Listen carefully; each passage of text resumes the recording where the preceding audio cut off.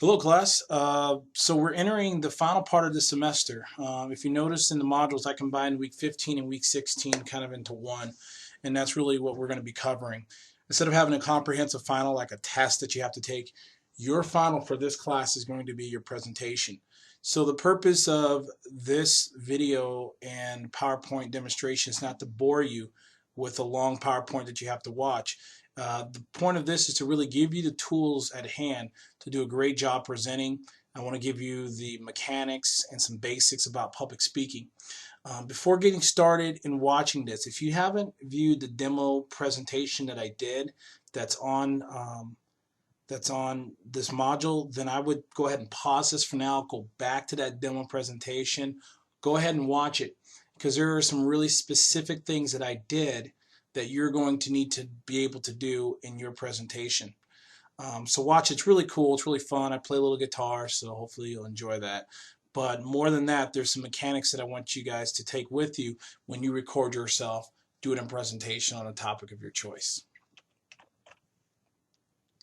So in this chapter, we're going to talk a little bit about knowing your audience, and that's going to be really important. I'm just going to give you some quick rundowns of some things that you want to be cognizant of when giving a public presentation. Now this semester, since we're not in an actual physical class, but we're doing it online, we're going to kind of lose a little bit of the audience effect. But if you take some of the things that you're learning this semester as far as public presentation, it's really going to be important in other speaking contexts to really know about your audience. And here's what I'm referring to. Knowing the demographics of your audience. And when I say demographics, I'm talking about the age range, experience levels, education levels, ethnic breakdown, political affiliations, religion, all those things. You really kind of want to have an understanding of where your audience is at, because that's going to really impact how you're going to present the information, how you're going to present yourself as well. So when we talk about demographics, who are they? Are they mostly men? Are they mostly women?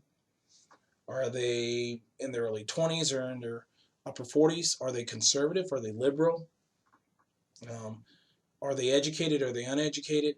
Are they educated in your topic or in your area of expertise? For example, if you're doing if you're a doctor and you're doing something on neuroplasticity, all right, to a room full of other doctors, it's fine. But if you're doing that same topic in front of a bunch of undergraduate students, then some of your language might need to change in order to relate to your audience. So understanding your demographic and who's sitting in your audience is going to be essential to making sure you present yourself in the right way. So before presenting, ask yourself, who are they? Why are they here? What do they know? What are their interests? What are their attitudes? And do they have any limitations? We talk about power distance, which is the distance between those who have power and those who don't. So if you look at the front of the video, there's a picture of Steve Jobs making a presentation, the late Steve Jobs, who was the CEO of Apple.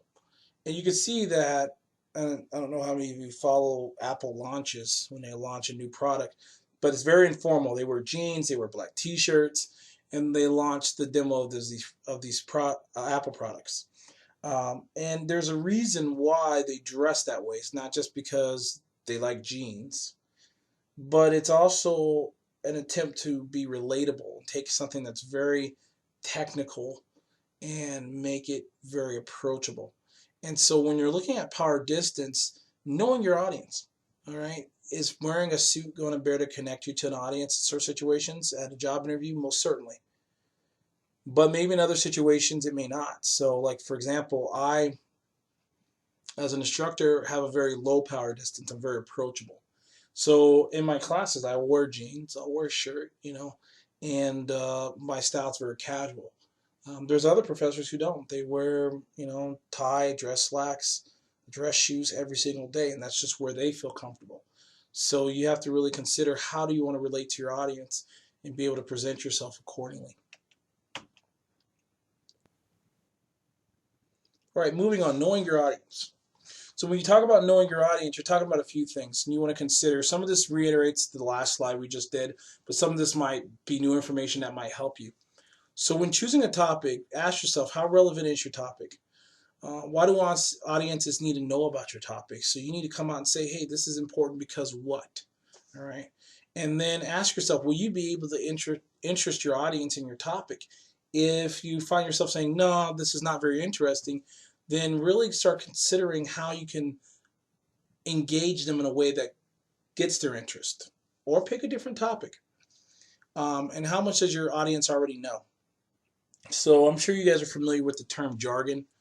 If you've ever met anybody who's in the military, currently serves in the military hat, or you knew them at the time they served in the military, think about whenever they talk about their job. I have a buddy who's in the Army. He's stationed in Alaska. I went out to see him. This guy starts talking to me about things. He starts using all these acronyms. Oh, we're gonna see you do the DDC and go over to the REI to the four. I'm like, what does all this stuff mean?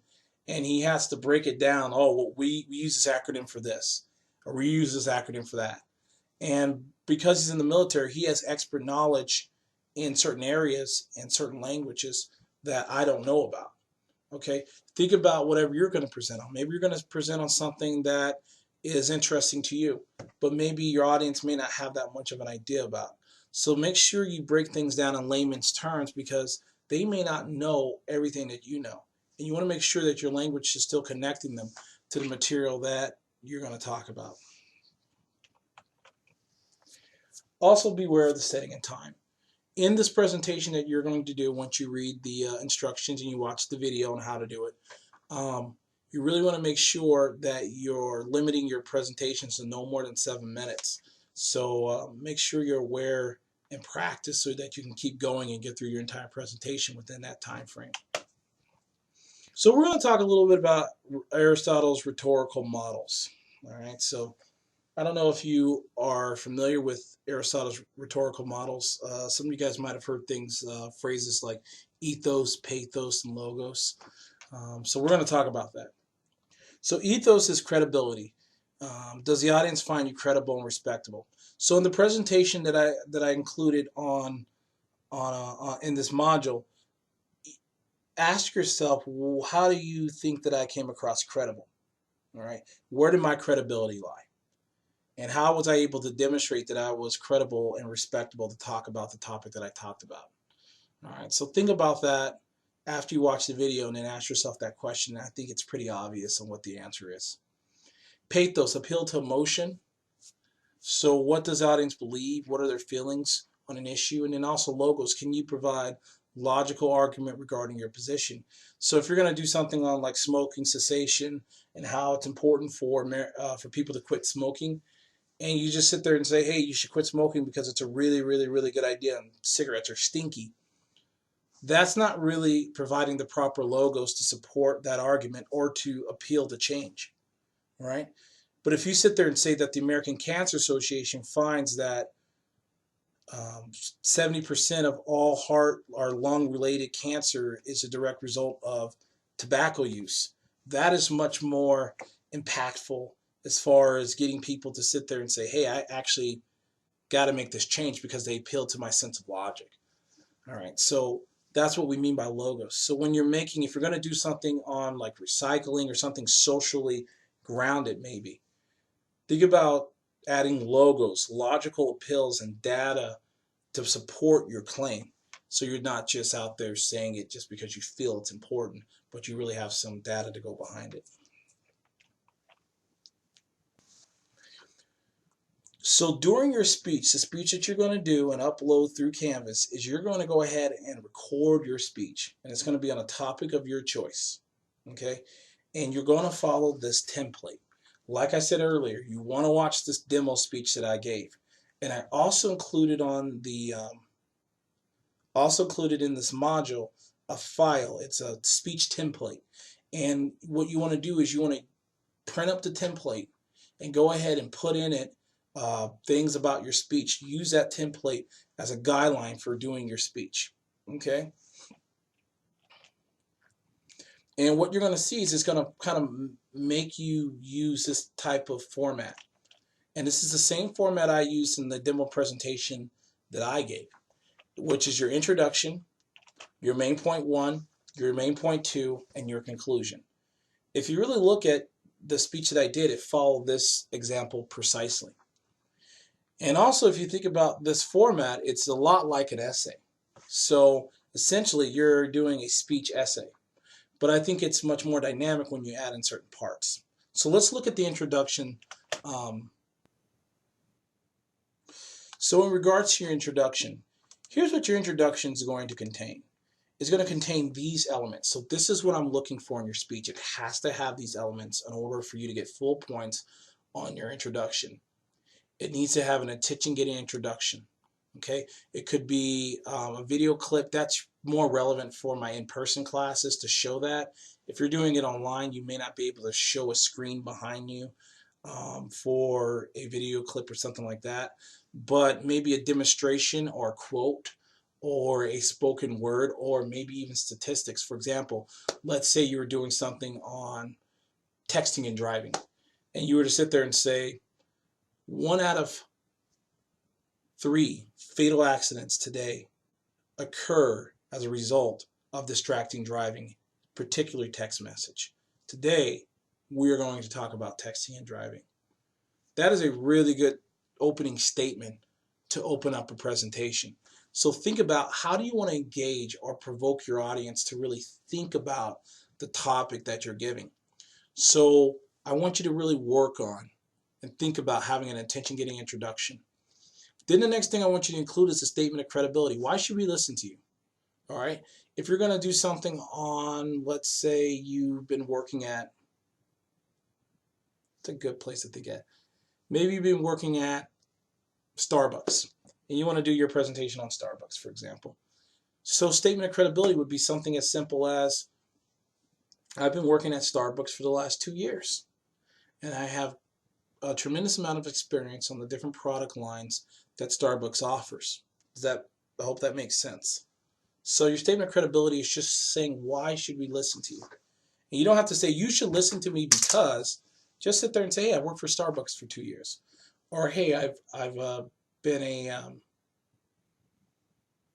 a salesperson, sales rep for this company for 3 years. I worked for Wells Fargo for this long. Therefore, I'm going to do my presentation, and that just adds a little bit of extra credibility to your presentation. Now you're going to also do the preview of main points. So when you preview your main points, you're going to talk about 3 things. Remember we had main point 1, main point 2, and main point 3. So when you do your preview of main points, you're going to preview the 3 main points that you're going to be talking about in regards to your topic. So if you looked at my presentation, I did an attention-getting introduction, I did a statement of credibility, and I introduced my topic, and then I said, hey, we're going to talk about these 3 things that have to do with Breedlove guitar. All right? So make sure you include that. Now let's get in. Now since we talked about the introduction, let's get into the content and organization portion of the speech. So you have main point 1, main point 2, and main point 3. So no matter what your topic is, you have to pick 3 main points. Okay? So what you're going to do is, after you've done your introduction, you're going to go into your main point. And after you do your main point and talk about it briefly, you're going to recap it, and then you're going to preview your second point. These are called transitions. And transitions are very easy to do. Here's all you need to do. For example, in my presentation. Now, since we talked about the history of this guitar, we're going to talk about some build quality issues in this guitar. Okay? Does that make sense? And then you're going to go into your second point. After you talk about your second point, you're going to go over your first and second point, recap them, and then go into your third point. So for example, in my presentation, which you should watch, I said, now since we talked about the history of the Breedlove and the build quality of the Breedlove, we're going to move into the last point, which is the different types of Breedlove guitars that there are. Okay? So it's that reminding people where you're going in your speech. So between each main point, you should have a transition. Now since we talked about this, let's go ahead and go on to our second point. And then after you finish up your second point, you sit there and say, hey, now since we talked about point 1, and we've also shared a little bit about point 2, let's move into the third and final portion. And that's just letting your audience know where you're going in your presentation. And last but not least is the conclusion. Now here's what I want to see in your conclusion. I want you to review the 3 main points, not in its entirety, but just recap them or summarize them. Okay, so here's what we've learned today. We've learned about the history of Breedlove, the types of Breedlove guitars that there are, and we also learned about the build quality. And then you want to reiterate your main point, which is, I hope, like for my speeches, hope that you understand more about the guitar and then have a memorable conclusion. Now, what works the best, I think, is having a quote at the end. I remember I had a student that did hers on various vacation destinations in Mexico. And at the end of her speech, she said, I'm going to leave you with the final quote. The world is the greatest book ever written, and those who do not travel only read a chapter. Thank you. And she left stage. I was like, wow, that's a really cool ending. So think about ending yours with a memorable quote. And you can find quotes all day long online. And it's actually a really cool way to end the speech. And that's it. That's exactly what I want you to do. So here's what I'm going to tell you to do again. Number one, I want you to start thinking about in the next few days, what are you going to do for a speech? The second thing I want you to do is once you pick your topic, you need to print up the speech template and start inputting your speech in this template. And the next thing I want you to do is go ahead and record yourself. It's 5 to 7 minutes. Give a speech. Okay? And I think that you're going to be able to do wonderful. And if you have any questions, you need to reach out to me and I'll be happy to answer any questions that you have. Last thing I'm going to say, and I said this before, watch the demo presentation that I gave. And I think that's going to help kind of help you in understanding how I want this whole thing to flow. All right, so look forward to your presentations, and if you have any questions, please feel free to let me know. Thank you.